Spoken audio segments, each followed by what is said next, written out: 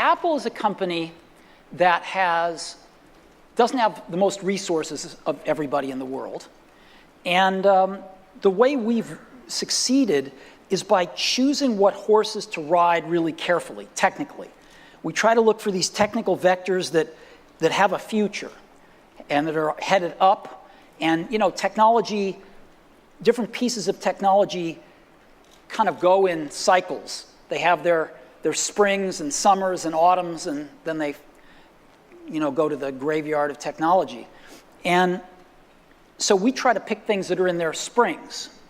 And if you choose wisely, you can save yourself an enormous amount of work versus trying to do everything. And you can really put energy into making those new emerging technologies be great on your platform, rather than just okay because you're spreading yourself too thin. So we have a history of doing that. As an example, we went from the 5-inch floppy disk to the 3.5-inch floppy disk with the Mac. Before other people, right? We were the first to do that. We made the 3.5-inch floppy disk popular. Sony invented it, and we put it in the first products. And there were some good reasons we did that.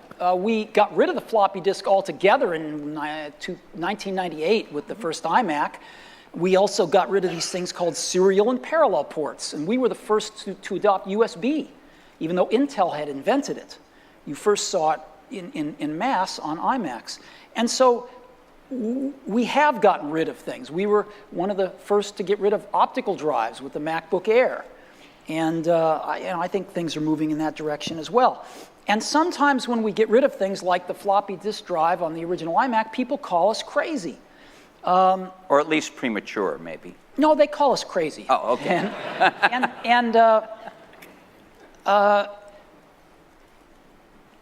But sometimes you just have to pick the things that look like they're going to be the right horses to ride going forward.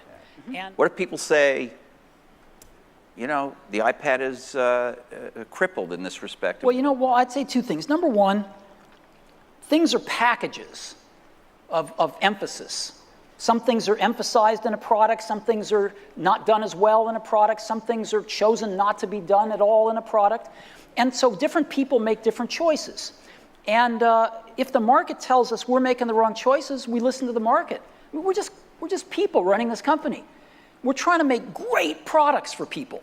And so we have at least the courage of our convictions to say, we don't think this is part of what makes a great product. We're going to leave it out. Some people are going to not like that. They're going to call us names. It's not going to be in certain companies' vested interests that we do that, but we're going to take the heat because we want to make the best product in the world for customers. And we're going to instead focus our energy on these technologies, which we think are in their ascendancy and we think are going to be the right technologies for customers. And you know what? They're paying us to make those choices. That's what a lot of customers pay us to do, is to try to make the best products we can. And if we succeed, they'll buy them. And if we don't, they won't. And it'll all work itself out.